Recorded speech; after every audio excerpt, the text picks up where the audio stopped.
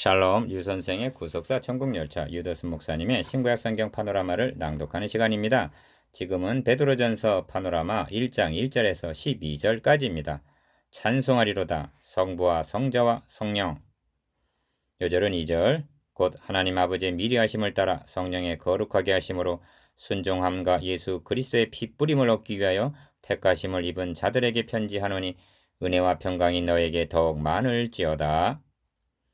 1장은 크게 두 부분 1절에서 12절, 13절에서 25절로 나누어지는데 첫째 문단은 주로 하나님께서 우리를 위하여 행해 주신 일을 집중적으로 증거하는 내용입니다. 그래서 제목이 찬송하리로다 성부와 성자와 성령이 될 수가 있습니다. 왜냐하면 하나님은 우리를 택하시고 2절 그리스도께서 구속하여 주시고 2절 성령께서 거듭나게 해 주셔서 3절 산 소망이 있게 3절 하시고 쇠하지 않는 영원한 기업을 4절 얻게 해 주셨기 때문입니다. 여러분을 구원하시기 위해서 성부, 성자, 성령 삼위 하나님의 역사하심이 있었다는 증거를 대하면서 여러분의 마음은 어떠합니까? 사도 베드로가 서신을 기록하는 목적은 성도들의 신앙을 견고케 하여서 다가오고 있는 불시험을 넉넉히 이기게 하기 위해서입니다. 그러므로 사도는 먼저 권면을 하는 것이 아니라 하나님께서 행해 주신 복음을 증거함으로 성도들의 신앙을 견고하게 세워주는 일부터 하고 있는 것입니다. 영혼을 미쁘신 조물주께 부탁할지어다 하는데 4장 19절 이는 순교를 각오하라는 뜻입니다. 이런 일사각오의 신앙은 복음으로 세워주는 것이지 교훈으로 되는 것이 아닙니다. 그러므로 본서를 상고하는 우리들도 하나님이 행해 주신 은혜를 깨달아 믿음에 굳게 서는 견고한 그리스도인들이 되어야만 하겠습니다. 첫 문단을 세 단원으로 나누어 상고하겠습니다. 첫째 단원 1절에서 5절 삼위 하나님이 행해 주신 일. 둘째 단원 6절에서 9절 불로 연단받는 믿음. 셋째 단원 10절에서 12절 선지자들과 전도자들의 증거. 첫째 단원 1절에서 5절 삼위 하나님이 행해 주신 일. 찬송하리로다 우리 주 예수 그리스도의 아버지 하나님이 그 많으신 긍휼대로 예수 그리스도의 죽은 자 가운데서 부활하심으로 말미암아 우리를 거듭나게 하사 산 소망이 있게 하시며 3절 1. 첫째 단원의 중심점은 삼위 하나님이 행해 주신 일을 증거하는 데 있습니다. 사도는 찬송하리로다 하고 3절 찬양으로 시작을 하고 있는데 어찌하여 찬양을 받으시기에 합당하신가? 우선적으로 1장 안에는 하나님 2절, 3절, 5절, 17절, 21절, 23절 예수 그리스도 1절, 2절, 3절, 7절, 8절, 13절, 19절, 21절 성령의 2절, 11절, 12절, 23절 사역이 집중적으로 증거되어 있음을 주목해야만 합니다. 사람이 행해야 할 일은 그 다음입니다. 2절에는 택하심과 핏뿌림이 있고 5절에는 구원과 보호하심이 있습니다. 택하셔서 핏뿌려 구원하신 자들을 끝까지 보호하여 주신다는 말씀입니다. 이보다 성도들을 견고케 해주는 말씀은 없습니다. 한 사람이 구원에 이르기 위해서는 성삼위 하나님의 역사하심으로만이 가능하여진다는 점을 깨닫는 것은 감격과 담대함을 줍니다. 이를 듣고 믿을 때 은혜를 받아 견고해지는 것입니다. 2. 사도는 이 서신을 누구에게 보냈는가?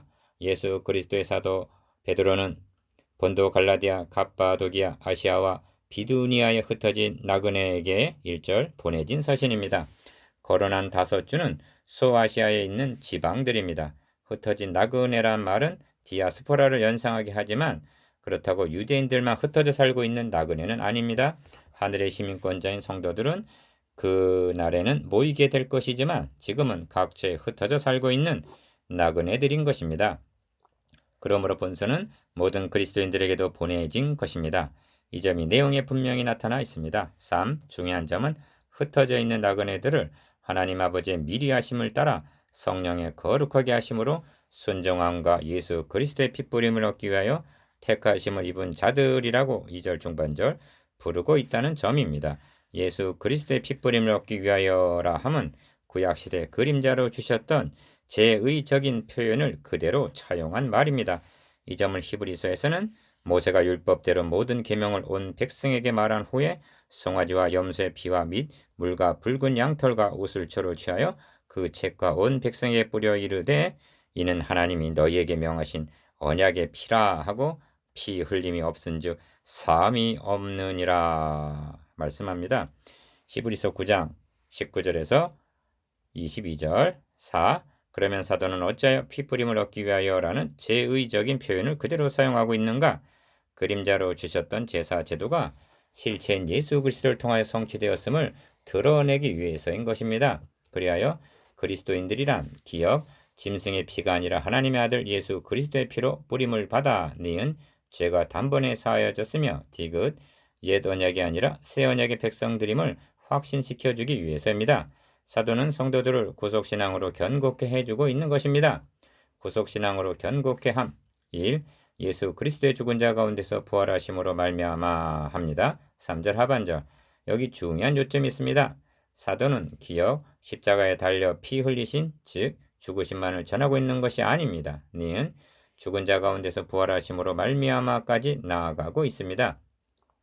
21절에서도 너희는 저를 죽은 자 가운데서 살리시고 영광을 주신 하나님을 그리스도로 말미암아 믿는 자니 합니다. 우리가 믿는 예수는 죽으실 뿐 아니라 다시 살아나신 주님입니다. 그리스도인이란 죽으시고 다시 살아나심 안에서 모든 문제의 해답을 얻는 사람들입니다.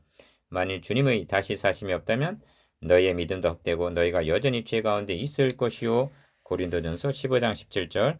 기독교는 성립이 되지 않는 것입니다. 그러므로 부활하심으로 말미암아 우리를 거듭나게 하사 산 소망이 있게 하셨다 말씀하는 것입니다. 3절 하반절. 2. 부활하심으로 말미암아 무엇이 가능하여졌는가에 확고해야만 합니다. 기억. 예수가 하나님의 아들이심이 인정되었다고 말씀합니다. 로마서 1장 4절. 니은 사망의 세력을 잡은 자 마귀를 이기셨음이 드러났다는 것입니다. 히브리서 2장 14절. 디귿 우리 죄가 청산이 되었다는 증거입니다. 히브리서 10장 10절. 리을 첫 열매가 되심으로 성도들의 부활의 보증이 되셨습니다. 고린도전서 15장 20절. 미음 산자와 죽은 자를 심판하러 다시 오신다는 확증입니다. 비읍 죽으실 뿐 아니라 다시 살아나신 이는 그리스도 예수시니 그는 하나님 우편에 계신 자요 우리를 위하여 간구하시는 자신이라. 로마서 8장 34절. 이제도 우리를 위하여 간구하신다는 말씀입니다. 3. 그리스도의 부활로 말미암아 썩지 않고 더럽지 않고 쇠하지 아니하는 기업을 있게 하시나니 곧 너희를 위하여 하늘에 간직하신 것이라 합니다. 4절. 기업을 있게 하신다는 것은 이스라엘 백성들에게 가나안 땅을 기업으로 주신 것을 예표로 하여 성도들이 누리게 될 영원한 영광을 의미합니다. 그래서 너희를 위하여 하늘에 간직하신 것이라 말씀하는 것입니다. 구원이 전부가 아닙니다.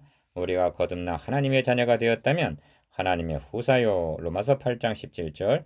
유업을 이을 자라고 말씀합니다. 갈라디아서 4장 7절. 그래도 부족합니까?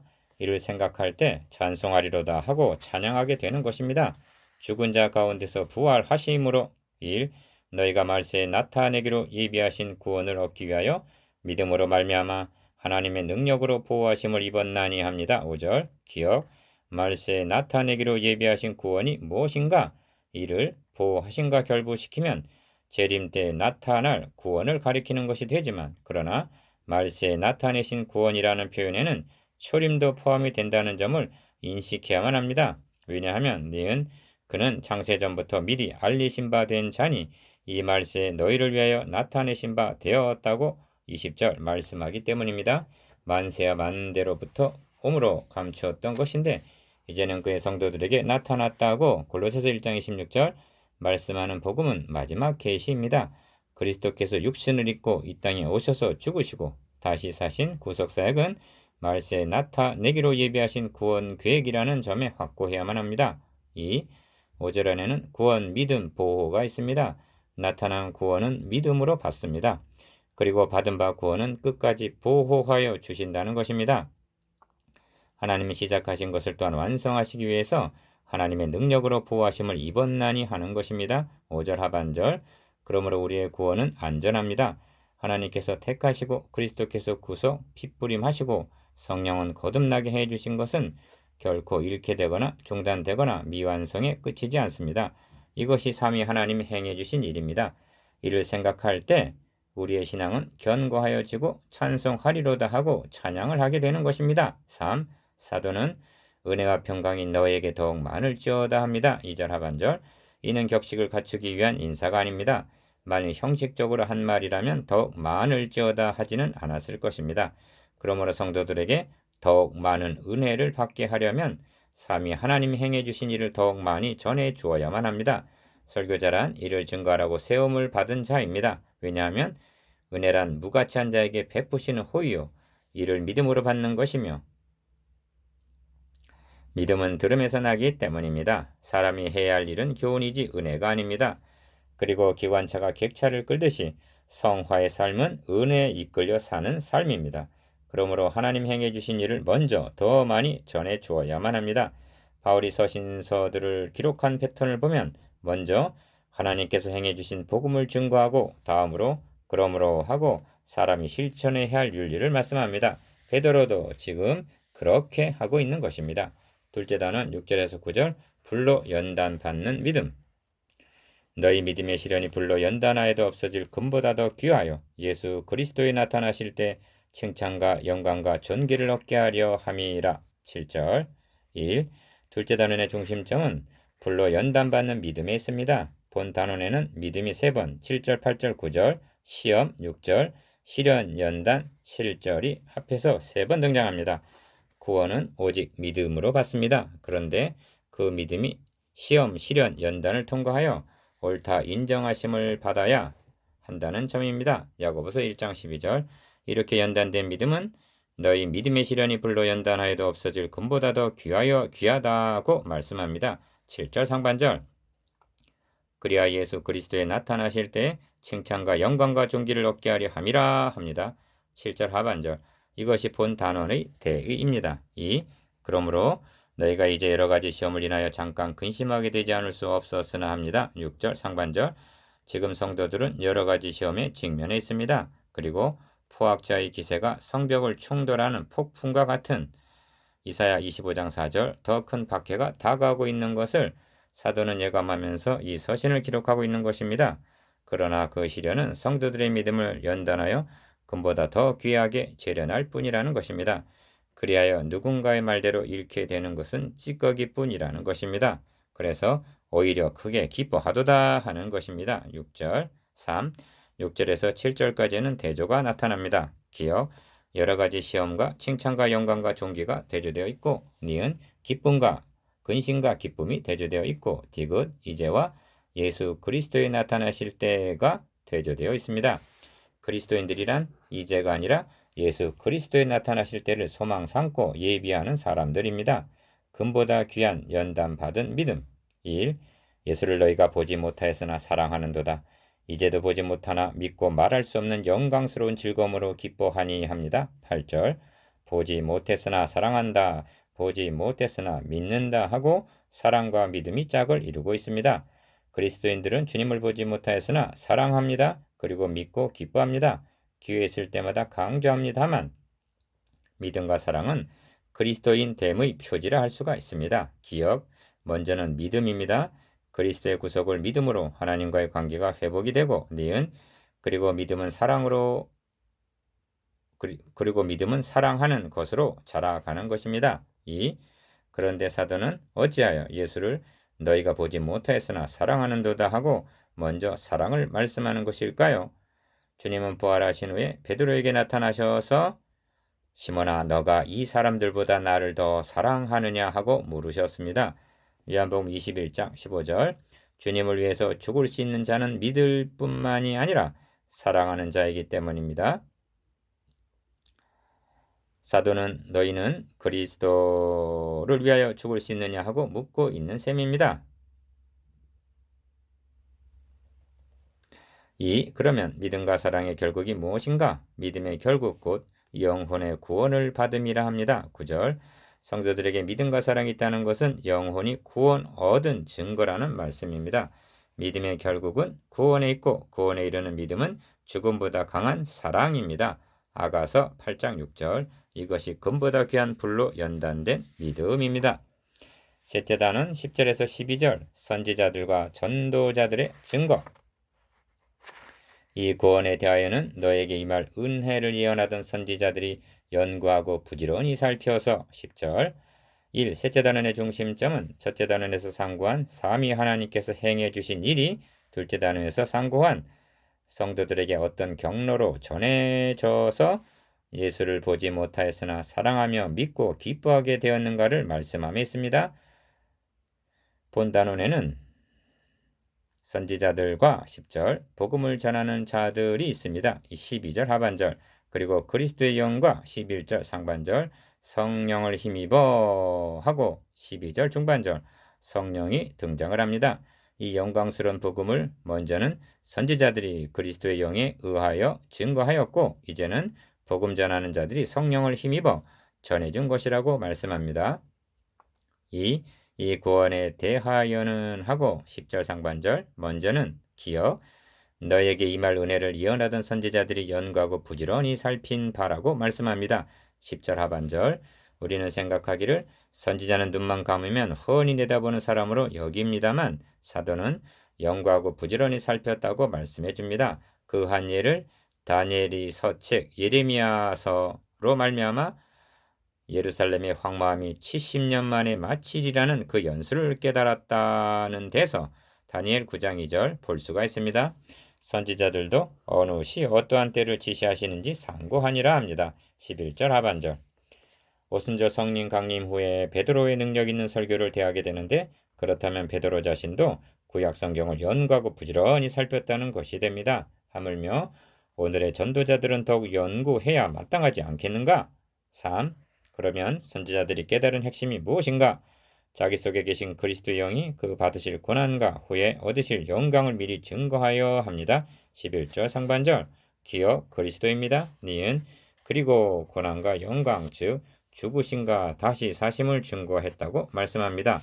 이는 부활을 믿지 못하는 제자들에게 미련하고 선지자들의 말한 모든 것을 마음에 더디 믿는 자들이여 그리스도가 이런 고난을 받고 자기의 영광에 들어가야 할 것이 아니냐 하고 누가복음 24장 25절에서 26절 주님께서 지적하신 말씀이기도 합니다.